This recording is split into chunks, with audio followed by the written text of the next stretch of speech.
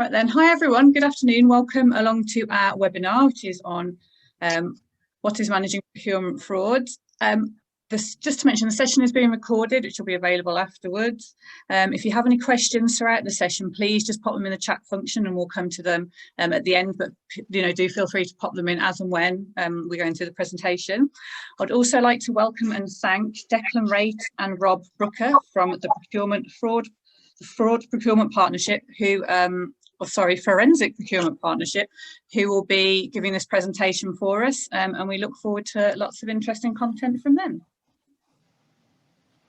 Thank you very much, Liz. As Liz said, thank you very much. Really appreciate you taking the time out today to listen to what we got to say, allowing us the opportunity to present what is, very, very special to us, really, with Procurement Fraud Awareness. So a little bit about me. This is me. I do apologise, my camera is not working on Zoom today, so this is kind of the voice you can hear in the background at the moment. I'm a procurement person through and through. Been in the industry for circa 30 years now. Took the opportunity to see where procurement and as an industry and as a function it could take me. I've attained a good accreditation with the Chartered Institute of Procurement and Supply, and also with that I've also attained an ACF Tech anti-counter fraud technician in procurement fraud investigation also. So I kind of have a foot in both camps, but predominantly my expertise remains within the procurement side. I'm also a member, newly appointed there with the London Fraud Forum. The reason procurement fraud from my side is around is I come from a notoriously corrupt industry for many, many years, which is the maritime, and stroke really later in my professional career within the aviation, seen plenty of things that are going on and always wanted to know what would happen if we could do things properly, what could be saved and where we could go with this. That's one of the reasons why Forensic Procurement has come around. It's about like-minded professionals, and we're looking at preventative measures rather than reactive measures of preventing fraud happening within organisations. Just to prove it, it's never going to stop. For every measure that we put in place, somebody's going to look at another way of doing it differently. But all we can do is to start the preventive measures as quickly as possible. So that's a little bit about me, and this is the reason that the course came around, and we'll just go on to that in a little bit sooner. Thank you, Declan, very much indeed. Good afternoon all. As Declan says, thanks for giving up your time. Those of you that know me, I'm a fraud specialist through and through. Although I do particularly consider the procurement side of things to be my expertise. That's gained during the previous 10 years of my career when I was working as head of fraud at Transport for London, which also incorporated obviously Crossrail, and I worked very closely with tier 1 contractors, tier 2, tier 3, and even those below as one-man bands. As you can imagine, at tier 1, the fraud risk around the early days of procurement around Crossrail was quite high, and I managed to engage the tier 1s to get an understanding of the fraud risks and that they weren't alone. So hopefully you'll be able to see that my construction industry kind of background will hopefully fit as to exactly where we are today, and I understand the risks and I understand the procurement process. So I'm currently, and have been for 2 years now, head of forensics and fraud at PKF Jeffrey Martin, which is a chartered accountancy firm in the top 10. I'm an accredited counter fraud specialist, as you can see, especially around the procurement fraud side of things. I am chair of the London Fraud Forum, a not-for-profit organisation bringing the public and private sectors together to fight fraud. This is where my role came in with FPP with regards to the course. Obviously, as Declan's already alluded to, yes, he is a procurement specialist, but he needed some help around the fraud content within the course. And I've provided some of that expertise, if you like, around that as my role of London Fraud Forum Chair. And hopefully we'll explain to you exactly today what managing fraud in the procurement process and cycle is. So thank you very much indeed for joining. Please ask plenty of questions. It's really quite boring. I'm sure now we've all had 10 months at home and we've probably all had enough of death by PowerPoint. So please get those questions in. Let's make this as open as possible. Thank you, Rob. So the concept, how this came around, as we mentioned, the two areas that we brought into this to ensure that it can reach what the requirement is. So we had the procurement element, which is what myself brings to this. And then we had the fraud investigation element, of which, as Rob said to there, is what Rob's brings.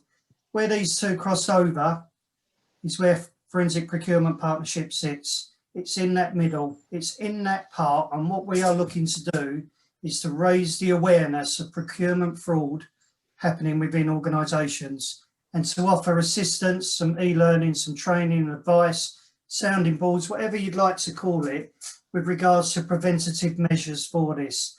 As I said, normally it's done in a very reactive way, is a lot of the feedback that we've got. The fraud occurs, the investigation's done, and then the after effects of trying to reclaim everything.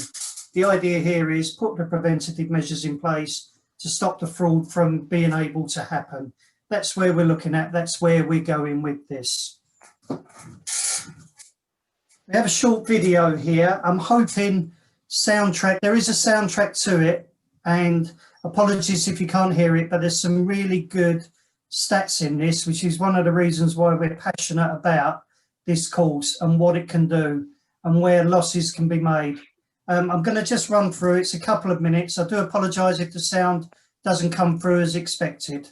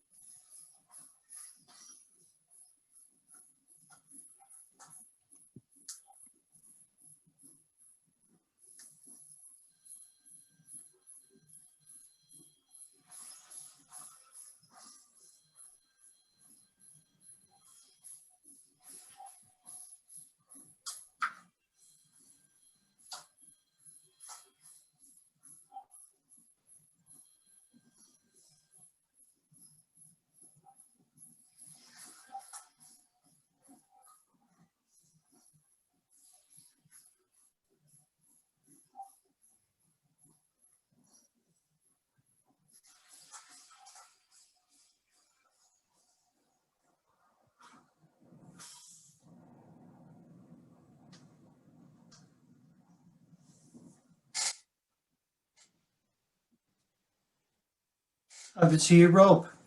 Thank you, Declan, very much indeed. I apologise, sound probably wasn't as clear as you like, but hopefully you've got the message there. All fraud is bad, and unfortunately we're all in that bracket. Declan described earlier regarding the maritime industry, and obviously I can relate to the construction industry. And there's nothing alone, whether in banking, whether you're in insurance, whether you're just generally speaking retail, wherever you are, we all know now fraud, unfortunately, is the absolute main highest crime in the UK at present. Just think about that, the highest crime. It's just frightening, really and truthfully, of what else that goes on. So Obviously that was fraud. Was it then? Is it now? I really don't know. I really don't know what fraud is now. And how was it back in, say, the 70s, the 80s? You all know. The usual suspects aren't going away anytime soon. We've all heard the stories. We've all witnessed it. Perhaps been part of it. I'm not for one moment suggesting that was intentional, but unfortunately you get dragged into these things if you're in a senior position or if you just happen to be a byproduct of it. More so in some industries than others, but please, nobody is immune to it. And it's present in all sectors.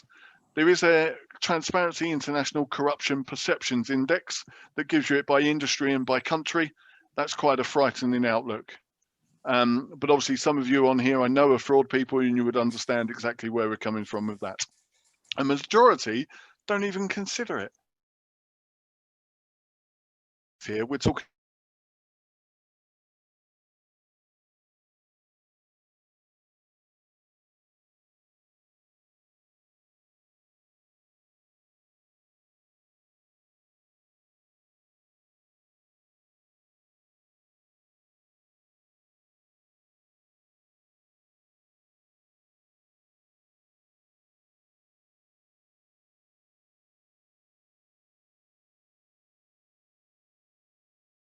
instincts. We all know where we are. We all have them. Please go with them, whatever it might be. If it doesn't look right, it probably isn't. There's no such thing as a free lunch, for instance. So please, just bear that in mind. And we'll go through on the right-hand side here. Hopefully there'll be half a dozen or so of these images come up. Bribery, blackmail, we've just covered that very quickly. In your world, bid rigging. I know, obviously, the CMA report of 9 or 10 years ago now, hopefully that's cleaned up, but I'm sure some of you will tell me potentially not. Forgery, collusion, Kpis. Forgery is a great one. I dealt with something in the railway at London Underground in my 10 years there with regards to bearings to go on, believe it or not, on the wheels of a train. And they were basically made out in Turkey and then shipped over to here. It was the guys working nights putting them on who realised they weren't an exact fit, and thankfully they didn't end up going out of the depot. Ghost of industry. Employees, we all know about ghost employees. Crossrail, there was a certain site that remained anonymous now. In the early days, we had a vehicle entrance and a pedestrian turnstile, as you all know. Unfortunately, people realised you could get into the turnstile via the via the vehicle as opposed to the pedestrian. People would sign people in and clear off. It was like being back at school again and signing the register. But hey ho, that's life. That's things that happen, and you get on top of it. You obviously clear it and then move on from there. And obviously ghost invoices, we all know the problem with invoices, duplicate, people using their, obviously using, when they don't have the right to sign off a certain figure in a certain amount, they will, what as we all know, called aggregates. And so if they're £10,000 limit, they will come in at 9,500 and sign off 3 or 4 to reach the 40,000 or 35,000, whatever they need. Materials and services, obviously there are ghosts of all of those. Shell companies and false accounting. You see the Nike sign there with fake on it. I'm sure you've all heard of the story of Apple out in China, where actually there were 2 completely fake Apple shops, complete with uniform, complete with the desks that we're all used to walking into. They weren't real. They didn't exist as Apple. Cover pricing, the old Breakfast Club, once again, 80s, or is it still there now? Theft. You'll never get around out and out theft. We've all got CCTV, we've all got other security, we've all got barcoding, etc., etc., etc. And hopefully we can minimize this. And this is what this is about, isn't it? Identifying our risks and minimizing the opportunity for people to commit it. The conspiracy, those that are dragged into it, I'll tell you a quick story around TfL and a guy who basically sent an email to over 200 employees seeing if somebody would work with him to commit fraud against TfL. Unfortunately, one person took the bait and he conspired with that individual to commit fraud. Yes, he did time and then come unstuck, so it's not the end of the world, but it's obviously a very uncomfortable time for all of us when we're going through that. Business email compromise, sometimes known as obviously mandate fraud. I know that was big. Hopefully we're on top of that now by having the right controls in place within our organizations, but it still exists. It still goes on because we still read about it. and we'll never get away from identity theft. And we'll start to look at this from a personal perspective. I've just dealt with somebody who thought she'd been made fraudulently used, if you like, by PayPal with a PayPal credit account. I didn't even know there was such a thing. By all accounts, it's not a card, just an online PayPal account whereby you just spend the money in various shops online, and ultimately you don't physically have the card, but it's used in the same way. If I tell you, the same as all businesses, don't forget the insider threat. The insider threat is your biggest risk. In this case, it was family. So unfortunately, the insider threat doesn't go away either. Thank you very much, Rob. I think, as you can see there, irrelevant of the industry, irrelevant of the function that you're doing, fraud is, you know, it's present everywhere, and it's closing in now. I mean, I've had 2 messages today just about fraudulent scams that are ongoing. Both look very, very good. The links are not working on the websites. These things happen. The good thing is that the mindsets are changing. Last year, June 2020, there's a government report. It's been done in the public sector. Private sector normally follows a little bit behind, but from a legislation side and from a procurement side, the rules are exactly the same. Public sector normally drives, you know, the best practice really in what we're doing, and then we've got the private sector that follow shortly. I did a review into the risks of fraud and corruption in local government procurement. Now, for anybody that's on here that deals with local government within the tendering process and how that is conducted, to the award of the tender, to the how the contract then rolls out, what they get for it, the value for money. This may ring true into a lot of things as to say, well, why is this only just being done? There has been a commitment from the UK anti-corruption strategy from 2017 to 2022. Now, bearing in mind, we're coming to the end of this now, and in June 2020, this report gets finalised.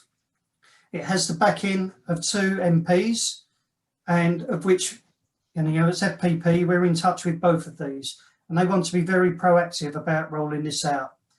There are currently no standard agreed definition for procurement fraud and corruption within procurement, within local government procurement.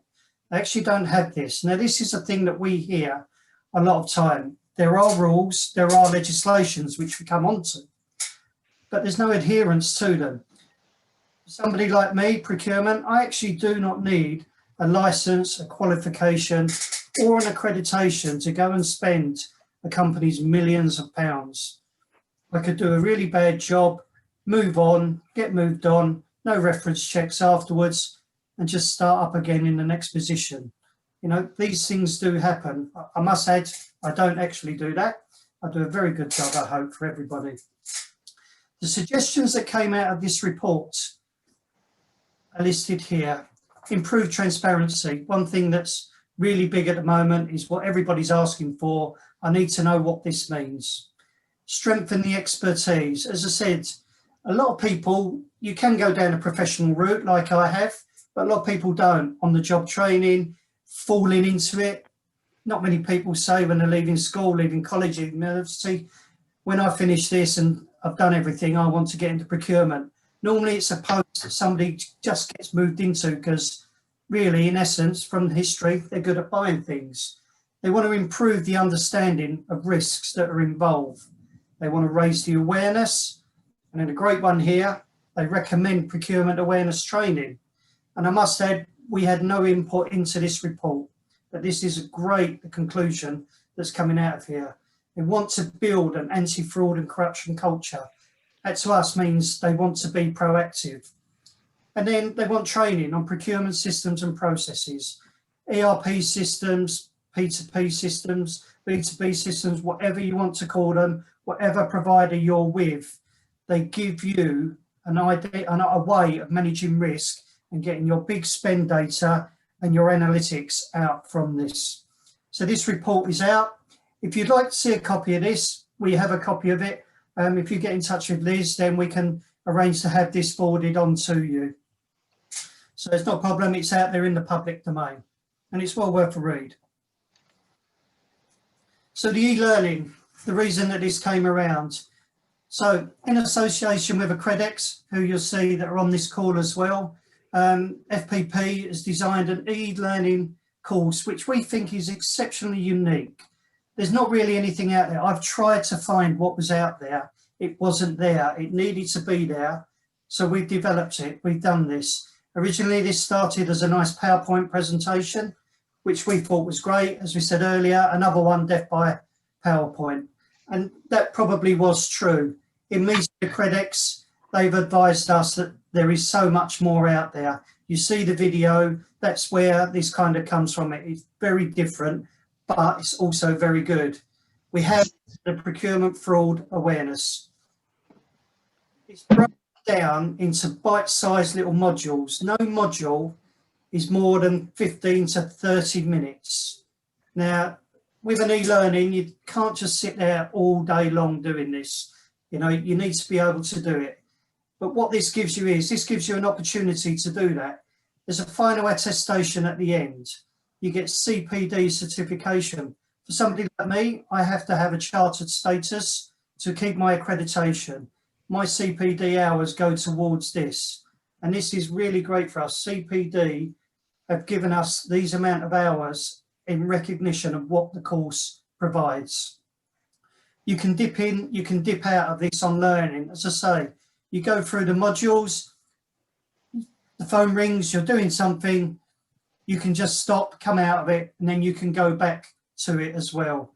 Available all across all devices. It's been designed, Accredex have designed this. It's like a website. You just scroll up and down, no side to side, anything like that. You just scroll up and down. It's very easy to see. It's ideal on a computer. It looks great on a handheld mobile device. It's very easy. It's good on the eye as well.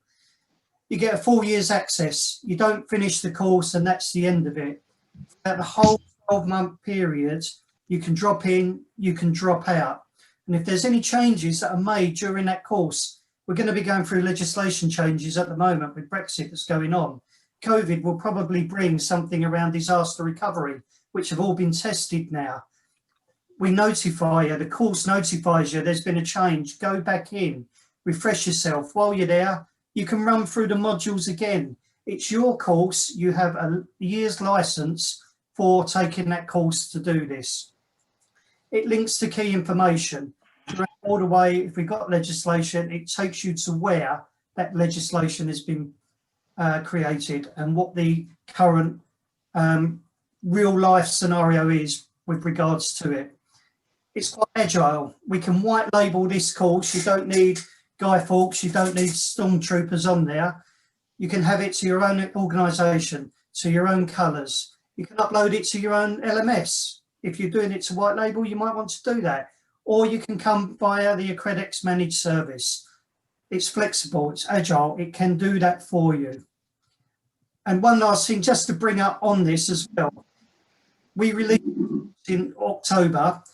By December, we've been shortlisted as finalists at very prestigious Tackling Economic Crime Awards for this course, for this partnership, and for this innovation product that we've got here. So it's something that we're immensely proud of at a very early stage. So what is procurement? It's a big question and it's what's asked. You know, it should be an organisation circulatory system. You know, that's not always the case. As much as we'd like to think that we've got a nice, robust procurement function, I worked in procurement many years. There is a lot that is done out of the control of the procurement function and outside of the approval, your statement of authorities, outside of the contract. The amount of times you get, oh, I've negotiated this contract, can you put it in place? You know, these things happen, these things shouldn't happen, they should be challenged. It's the act of acquiring products and services with care, skill and effort to protect an organisation. That's there, protect, whilst making it more profitable. It's imperative to a successful company nowadays. Things are moving and, you know, strategic procurement, you'll hear a lot about. Procurement managers of the past, normally purchasing, you know, they've got more hard skills now than what they've ever had. Contracts, some from a legal side, from an accounting side, It's all there. It's all there for you. Thanks, Declan. So that's procurement. So what is fraud? I know probably you all sit there thinking, well, fraud's obvious, but is it as such? Criminal deception committed by a person, i.e. an employee, an external third party, a contractor, who knows, who acts in a false and deceitful way? String of offences under a variety of global legislations, and the suspect will demonstrate dishonesty and or deception, often unknown by participating parties. Now, obviously over here, that's one of the things we have to prove in the UK is that they've acted dishonestly. And we'll touch on this later on, exactly what does dishonesty mean, and give you an underlining, if you like, overview of exactly what fraud is. And don't forget, there is always a victim of fraud, as the video alluded to. That victim isn't necessarily the small guy. It might be the big guy. People you don't consider, people the general public might not consider as being a victim. But there is always a victim. And don't forget, if there's a victim, somebody's always paying for it. So what is fraud in procurement? You know, how does it get there? You know, where did this come from? Why has this all come about? Well, I need this now. I haven't got time to go anywhere. This is really urgent, but I've already got somebody lined up to do it because this is really, really urgent. Everything just goes out the window. You know, procurement processes are susceptible to fraud, and anybody that has an authority to spend is actually a target for a fraudster to profile, to look at. Every organisation has a requirement to spend. If there's no monetary value, if there's no gain, people are not going to look at doing the fraud there. It's going to be the opportunity that comes around. Good thing is, for people like us, and what's happening now is finally, it's globally being recognised as a significant risk. Used to be one of those things, so that's just what happens, you know. These things, as business becomes more international, the frauds then become more complex. We've all seen the lines everywhere, which used to look like British Airways coming out of Heathrow around the world. These things change now. Everything's moved. And as fraud moves, the opportunity of the fraud moves with it, and the risks associated with it. It can occur at any point in a procurement cycle. Procurement cycle you'll hear about. You'll all have one within your organisation, and it will be there somewhere. And it is the way that you get something from an inception point to the point of delivery, to closing out, total cost of ownership, through life costs, all the way till it gets scrapped. Whatever way that is, there will be something within your organisation. Wherever that is, nobody knows. Most people will have it to hand, but how much is it followed? You know, fraud in procurement is obviously very difficult to detect. Notoriously, it's known for that because there's so many ways it can be done. You can do everything right, and then at the very end, it can be done completely around the houses and the fraud occurs. It impacts directly on your bottom line.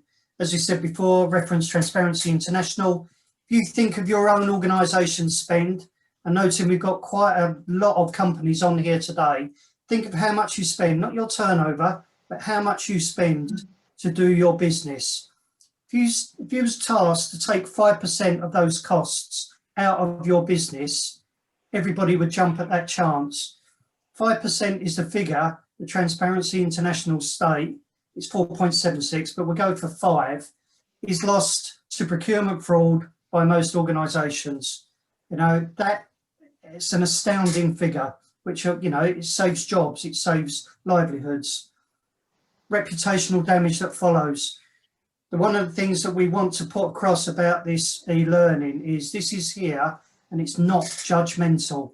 This is here to assist, and you're never going to be judged on what's gone on in the past. It's all about what you want to do now, where you want to go with it. So we carry on to the course, and you have to think and start somewhere. And this is where the awareness starts here. This is the morale meter. Now, it's a chance for you to look at yourself, and it's all real life scenarios. So we know what's right and what's wrong with this. These are not made up at all. Go in there, and basically you kind of just want to see what you're working with yourself. You simply choose whichever option you would go with based on the questions that you're given. And then it will give you what the answer is and the reason for the answer. Okay, it doesn't tell you off. It doesn't get you in trouble or anything like that. It's not judgmental. And the reason for this is there's not always the learning that's in place. It may be that that's the way it's always been done in your organisation. So you just carry that on. These things happen. These do happen. Your morality meter will be revealed at the end on a nice little graph. What this is all about your procurement fraud superpowers and building those up to make it so that, you know, you're the hero within your businesses, because we're preventing fraud. And this is where we're going with this. So we have the Procurement 101, the room where none of us ever want to be, our place of torture. Procurement now stretches far beyond the straightforward act of just buying something, products and services. This section in here, so we said about the modules and the smaller sections. So this is one of those. This is broken down into 4. And we have the defining, the evolution, procurement risk and effective procurement. The thing about this course is this is all new learning. We've created all of this within FPP. So this is our methodology, our take on things. There's new products that are in here that are not out there in the market at the moment. So we define procurement and what it's about. And this is, you know, it gives some key points. It's not just this is bulked out a lot more. There are some parts in this where, you know, you can take a little skills test. As I said, once again, it's not judgmental. It doesn't matter if you get it wrong. It tells you what's right. It brings you back on to the right path. You'll learn about the history of procurement. It goes back 3,000 years. You know, for somebody like me, it's really, really interesting to find out where it come from, how it's changed, how it's, you know, morphed from one thing into another. We go through the legal framework, massively important. Crown Commercial Service provide all of the legislation around procurement, but not around the fraud side of things. The benefits and structure of effective procurement, what it can bring. This is what you should expect. If you're dealing with your procurement function and you're looking for things from them, this tells you what you should be receiving from them and what they should give you back and how you can work with them and how they should work with you. We have the evolution of procurement. We're so proud of this. It's, you know, it's all about where is your business on its procurement journey at the moment. So where would you be? What do you have in place? And we have these areas. We have the inception area. We have an active area. We have a transitional area. And then, of course, we have world class. You know, we'd all like to be world class. You know, you'll see the evolution of procurement. You'll see the evolution of the journey, its traits. And what it does is you get a little tick box and it gives you a gap analysis of where you are at the moment. And then it tells you where you can get to in the future. By following some of these, you may want to add to them. That's entirely up to you. This gives you a great start. And it gives FPP's procurement fraud model and the way that we look at the risk surrounding that also. So with our risk models, once again, you need to mitigate these within your business. And with here, you'll learn about the 3 Ps of control. This is what this is about. Process, policy, procedure, why they need to be there, why they need to be done. Alter, you're standing there, you're making a promise to everybody within your organisation. And it's all about accountability, leadership, transparency, assurance, responsibility, all the things that as employees within an organisation, we have a duty of care to be bound by if we're going to do it properly and if we're going to prevent fraud from happening. And then we have the PACT model. We've made our promise at the start and then we're going to make our pact to continue doing that. Pinpointing, alleviating, the contingency around this, the tracking of it. We don't just do it and forget about it. It's a continuous process with regards to this. And finally, effective procurement cycles. I mentioned it earlier. Key steps for procuring anything within your organisation. It really doesn't matter what it is or how you're doing it, but this will be there. It's something that, Your company has said, this is what we want to do to ensure we get the best value. And here you'll learn about how does procurement work? What is involved in this procurement cycle? What does it mean? We give you an example of a procurement cycle and how it can work and how it can cover all the stages in that. What do they mean? Why is that there? That seems like it's a long time to do it. That's going on. There's all things in there, but it explains everybody. Why are they there? Why is that there? So that's the procurement side of the e-learning package. And now we'll go on to the fraud side, and hopefully you'll see where we can fit. So the quality of having strong moral principles, honesty and decency. We've already talked about the morals. So this section covers the key elements, and there's 5 modules. You can all read, obviously you can see it there, i.e. what is fraud? How do you identify fraud? Protecting against fraud, a vulnerability meter, i.e. how vulnerable are you? And what happens, heaven forbid, you end up in that route of actually something's gone wrong and we now need to investigate. So thinking of it in your own organization, do you know what fraud is? Have you identified it? Fraud risk assignments, etc. So let's define fraud. I'm sure some of us know what fraud is. And this is from the Fraud Act of 2006. So been around a long time now. Prior to then, it was only the Theft Act, as probably some of you will remember. So obtaining financial gain through deception. Here you'll learn what is procurement fraud, the types of fraud risks, business email compromise that we've touched on, mandate fraud, and the Bribery Act. They go hand in hand now, the Fraud Act and the Bribery Act, okay, because ultimately fraud, bribery and corruption is there. As I said earlier, the highest crime at the moment in the UK is fraud. And I think that really takes some thinking about and how that affects you. How does that affect you in the construction industry? Why do I want to teach people to learn about fraud in my industry, in my business? Because actually, if I can teach them, hopefully, A, they'll be able to spot it. B, it will be a deterrent to them. We're trying to deter people from going down that route, from being manipulated. We might call it conspiracy. But actually, it's therefore, who is it? Are we aiming this course at? We're aiming at everybody within your organization who may buy something, who may purchase something, a goods, a service, who may have a role in the procurement yourselves when you're actually procuring for work, putting a tender together. The temptation is there. They can easily be taken out for a coffee and all of these things, the bribery, whatever it might be. Or actually they're working in accounts and they've got the opportunity to commit mandate fraud by setting up a company and just paying themselves, or changing bank account details, as mandate fraud will be. So please think about that. It's everybody within your organization that would benefit from it. So how do we identify fraud? What are we going to teach you? Fraud often starts small. Why would that be? Because people try the system. Will it work? What controls do you have in place? Can I obviously get it past that? Okay, great. I can do 100 quid. Now it's snowball out of control. I tried 100. I then for a little while try 1,000, 10,000, 100,000. Before you know it, it's completely out of control.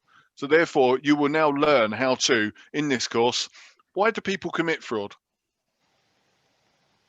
There's something called Cressy Triangle around motivation, opportunity. Are you providing them that opportunity? Can we teach you how to close that, prevent that from happening? What are the characteristics of a fraudster? Does it have to be a special person? Can anyone be a fraudster? What is the insider threat? That's your staff. That's your contractors. That's your supply chain. Are they malicious? Are they negligent? Are they threatening to you? Recognize the red flags. What is a red flag? Obviously, I come from the railway industry. It means a little bit something different. But what are red flags? Would you spot a red flag? Would you be able to teach your organization to look out for the red flags? Protecting against fraud. Why do we want to protect against it? Because unfortunately, we have to. It's like anything, isn't it? You could be a burglar. Think of a burglar. Back in the day, I think probably the first thing is you'd have put a fence up. You might have then had a burglar alarm. You might then got a dog. Now we've got Bing on, obviously as a camera. We've got CCTV throughout our organisations, throughout our homes. Ultimately, people are still being burgled. So we need to protect against it. Effective fraud risk management within your organisation. What does fraud risk management mean? What does that look like? To me, it's tone from the top. That means top table, C-suite, call it what we like, senior leadership team. What is their attitude towards fraud? Revisit the procurement evolution model. See where we are in handling fraud. Where do we consider ourselves to be? What do we consider our risks to be? Due diligence. What due diligence do we do when appointing staff, when appointing suppliers? And then internally, what do we do around due diligence? And the good old gifts and entertainment register at the end there, which fits into the Bribery Act. What is a gifts and entertainment register? What are the ones for me working in fraud, the most important ones? I'm not worried that somebody puts down a load of stuff and we then look to try and see whether we can evidence it as received or otherwise. The ones that concern me are nil. But make sure you get those people to complete a nil return. What's the reason for that? If you don't return one, how can I ever prove it? If they actually complete one that says nil and you can prove that they have afterwards, you're a long way forward, particularly when we start getting into prosecution. Fraud vulnerability meter. How will you fare on the vulnerability meter? How vulnerable is your organization? Obviously, we talked about morality, and that's down to you as individuals and how you'll work. The course touches on the morality meter and the vulnerability meter. Your own organization. It's about you. It's personal to you. You answer them as you know them to be, rather than trying to guess the right choice, because there isn't a right and wrong choice. It's assessing your vulnerability as an organization towards fraud. And you get a rating at the end of it of how vulnerable you may well be, and then decide which way you want to go to trying to address those issues. And then we get down, as I said earlier, if fraud is suspected, what should you do? Should it be investigated, first of all? That goes back into your tone from the top. So what will you learn? What do you know in your own organization? Why is it important to know what to do or not what to do? And I add that with the most important and emphasis. It's not necessarily what you do, it's what you don't do. What do we mean by investigating? What types of investigation are there? Observational techniques in an investigation, interview and statistical techniques. How do we do it? Can we do it ourselves? Would that compromise the investigation, both internally, if you're into a regulator, with the regulator, and obviously, and at the end of it, with regards to trying to A, recover money, and B, pursue a prosecution. Finally, are you ready to attest? So at the end of the course, we've gone through this course now, we described earlier there are 5 or 6 hours of it, which can be broken down. You don't sit in front of this for 5 or 6 hours, obviously, and you break it down, you do it when you want to over a 12-month period for less than a cup of coffee a day, if you work that out. It's not expensive. But what this is doing is preparing your organization, providing assurance to your senior leadership team, to your audit committee, to your board, to your investors, to your shareholders, to the regulator if you have one, to anybody else. Because obviously if you suffer from fraud, it takes a long time to build up that reputation. But I'll tell you what, can be undone very, very quickly. And then loss of confidence in your product, loss of confidence in your service, your shares drop dramatically.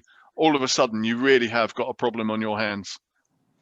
So this is why you need to then consider how you would do it, what you would do, how you would go about it. Do you know even where your fraud risks are? You get an attestation at the end telling you that your members of staff have completed this. Why is that important to you?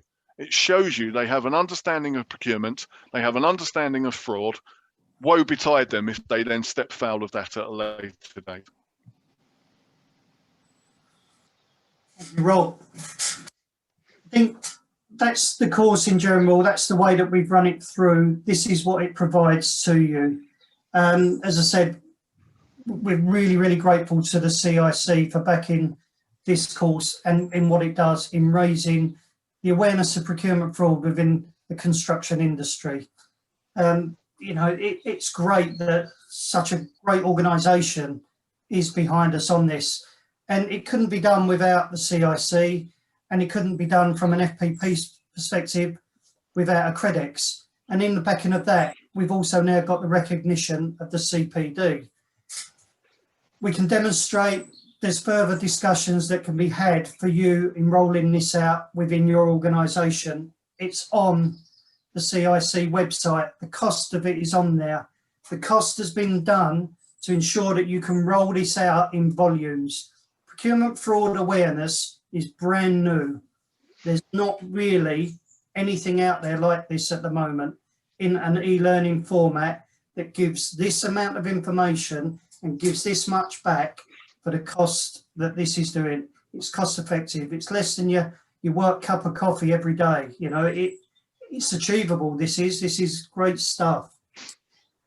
We've got Forensic Procurement. You've got our contact details that are here. These are on the CIC website. You've got the Accredex contact details there. These are on the CIC website. They're on the landing pages that can go through with that. So that's us, that's FPP, that's where we're going with this. We hope that you found this really, really interesting, not too unusual really. The graphics are quite quirky, they're there to keep you interested. We're really passionate about this and we want to help, and we're there to help with you. And we're going to invite some questions, and I'm just going to drop onto another screen, which, you know, just brings around a few things to sow the seeds for you. Thank you very much, Liz. Hi there. So we do have a few questions in the chat function. The first one I can see is for Robert. For construction procurement, how important do you think it is to try and move to common method and structure of pricing construction projects throughout the supply chain? Alistair, what a great question, and isn't that the ultimate of where we would all like to be? I don't know if it's about important or whether it's a vital cog to how we can all work, but trying to actually move to that and get it, from my perspective, as a fraud risk element to minimize the fraud risk, it's absolutely fundamental that that's where we move and how we try to get there. But ultimately, unfortunately, as I'm sure you know and you've already dealt with, and many others on this call, trying to get there isn't quite as easy as me just saying you need to be there, because not everybody wants to go down that route. Why do they not going to go down that route? We all know is also as long as a piece of string. There are many reasons what people come up with. Me, being the cynic that I am, you know why I think people don't want to go down that route. But I'm absolutely with you. I would love to get common method and structure of pricing projects throughout the whole of the supply chain. We're all on an even playing field then. It would be brilliant. I would love to be there. Brilliant. We also have a question from Anil. He said 5% was quoted for procurement fraud. I'm assuming that is an average across all industries. However, fraud in the construction industry is regularly quoted as being 10%. So I'd be interested to know what your estimate is of procurement fraud in the construction industry. Anil, hi. I'll take that first if Declan has a comment as well. Thanks very much. And Anil, obviously, I know works in the fraud industry, and he's quite right. We've quoted 5%, which is the figure obviously obtained and provided by Transparency International, and is largely replicated throughout our industry as being the amount that is lost to fraud. That's whether you know it or whether you don't know it. And you're quite right, construction industry is often quoted as being 10%, which all of a sudden becomes a real concern. So where would I consider the estimate of procurement fraud to be in construction? Somewhere in between those two, between the 10 and the 5% of that would be procurement fraud. Through my experience and some stats that I've done and metrics that we've used, I would consider it to be somewhere in between those two. Brilliant. And we've got a few more questions. I don't know who this one's from, unfortunately, because their name's not listed, but it said, management is key in this. Culture of organisation is crucial. How do you deal with a far advanced culture of corruption and fraud when many members of staff have been tempted by key individuals to carry out small items of fraud, taking materials for personal use, etc.? 459950. Thank you very much indeed. This is back to my point around tone at the top, behaviour and culture. I totally agree with you. We've just gone past Christmas. How many people, if they're running their stationery list, would see a vast increase in the purchase of scissors and in the purchase of pens and in the purchase of sellotape? You might sit there thinking, but that's all incidental. It's not material. It's not. But you're setting the culture. And part of that culture comes back to the tone at the top. The problem is also, if we have a small fraud, as and the question is alluded to, do we just sweep that under the carpet? Unfortunately, we do. The fact that something might have gone on, or you just give somebody a written warning, nobody would ever know about. That's the problem. But also that comes through culture and the behaviours of individuals. And the problem with behaviours of individuals is dictated by those at the top. But actually, if there are no consequences, why would I stop doing it? Why would it prevent others from doing it? Why would it deter anybody from doing it? Tone at the top is vital to ensure that we have a culture that absolutely won't accept it. But this always makes me laugh. We have a zero tolerance towards fraud. Well, actually, we're already alluding to here, and I don't know this organisation, but they might well have zero tolerance, but actually they allow it to happen. If you're going to have a zero tolerance, have one. If you're not going to have one, please don't advertise the fact you're going to have one, because everybody knows you get away with this much, that much, because we don't want to affect our share price. We don't want to affect the product of our goods supply chain, whatever it might be. All I'm saying is you have to have consequences for somebody misbehaving. Ultimately, it's down to the C-suite, down to senior leadership team to act upon those behaviours and beyond that culture. Thank you. We've got a question from Vincent. Who should take ownership of spotting procurement fraud in an organisation? And to put everyone question mark. I'm quite happy to take that one. I think the recognition that it needs to stop is great that somebody said that. The reason that we created this course is that this course can be undertaken by anybody, so that everybody has an opportunity to be part of preventing fraud from within their organisation. And you may not think, you've got new people that are coming through, and you've got people that have been there for a long time.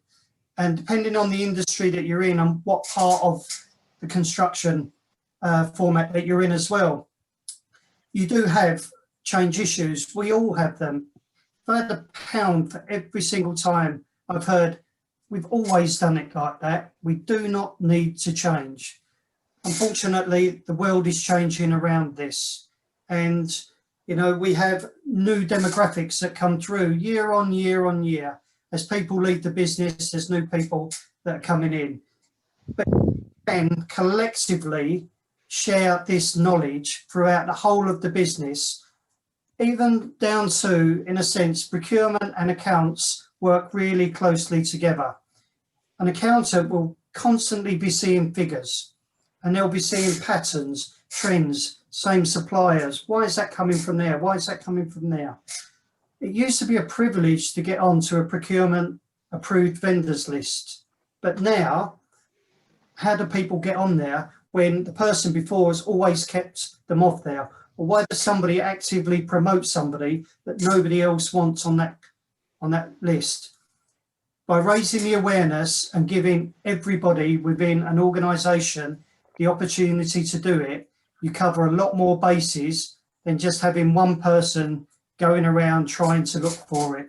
Because no matter where that person looks, that fraud will move to another area. And it's clever, it does. Unfortunately, it morphs.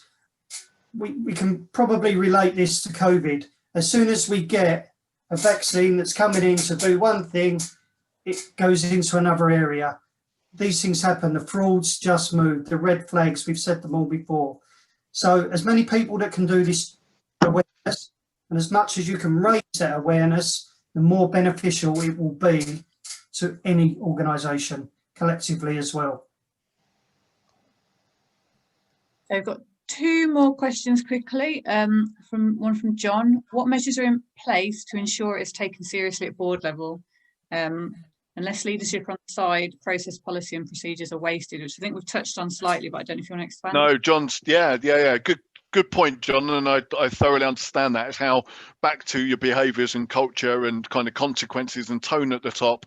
You're quite right. If there are no controls in place, a process, a policy and a procedure are controls, that's all wasted if there is nothing seriously at board level. How do you ensure that they take it seriously at board level?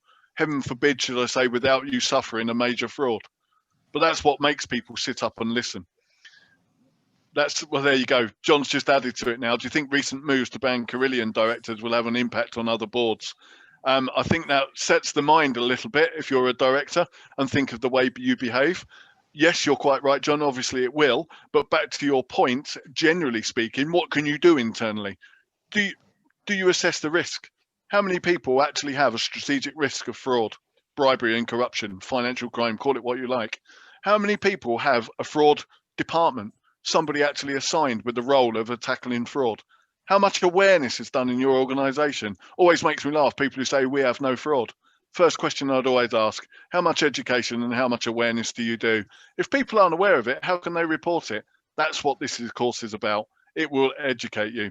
Do NEDs have a role to play? John, you and I could have a conversation for hours. Non-executive directors do have a role to play. Back to your original point and your second question, how do we get that message through? We have champions within the organisation. Champions, fraud champions that report this information. Who's the best person to be a fraud champion? A NED, in my eyes. Yes, you can have them around the place, but actually let's have somebody to make them accountable. Let's have the board to actually have some accountability towards the staff and vice versa. It makes people sit up and think. Thanks, Liz. I think that quickly, I'm conscious of time. If you want to take the next question as well, is that right? Yeah, so we've got one from Vincent. What are the areas of highest risk in procurement? For example, purchase cards, invoices, single order sourcing. Where do you think the highest risk is? From my perspective and looking at in fraud, I've dealt with all of those. So all of the above. More importantly, just as I said, have we actually addressed the risks? Have we identified the risks? Something Declan and I do separately. Have we identified the risks in your organisation? Put yourselves in the shoes of a fraudster. Where would you commit fraud? Because the perception at the top is totally different to those working operationally. We have a perception versus what's actually happening. Those people on the ground will tell you where to commit fraud and how to go about it. And then you will see that this is where the risks are. So we've identified the risks, and then we need to manage those risks. What controls do we have in place? And then those areas fall through the cracks, unfortunately. And we end up then with, we have to do some deep dives, put some more controls in place, make sure we tighten up those areas to prevent your organisation from taking fraud. Totally agree with that one at the bottom. Sorry, Liz, to interject so we can just get through this quickly. And two questions there. It needs, Ray Casey, thank you, quite rightly, needs to be taken beyond the procurement department and levels of day-to-day contract management. Ultimately, I don't think anyone's immune to this. Everybody's dealing with this. It's not just for procurement. It's not just for fraud people. As I said earlier, anyone purchasing services or goods or being involved in the procurement process in any way, shape or form, whether it be operationally or otherwise, needs to undertake this course.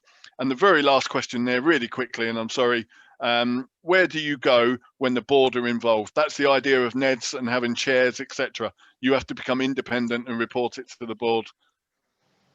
If the board are involved, and obviously you report, Nick, to, for instance, an educator, a regulator, then you can go to the regulator. You need whistleblowing processes. We haven't touched on it, but if you've got a whistleblowing line, then actually, can we use that? Can we go above the board? Can we get people, other people involved? Heaven forbid the police then come involved as well, and you can completely bypass the organisation to save on nepotism, etc., etc. Well, that's brilliant. Thank you very much, Robert and Declan, for the presentation. It's excellent. I certainly found it very informative. Accredex have kindly offered to share the presentation with everyone who not only attended today, but also registered, because we know some people have been able to attend at the last minute. We've also had a recording, so we'll be able to share that as well. But yes, thank you very much for your time, and I hope everyone found it as useful as I did. Thank you all very much appreciated. Thanks for listening. Thank you. Thank you, everybody. Have a great day.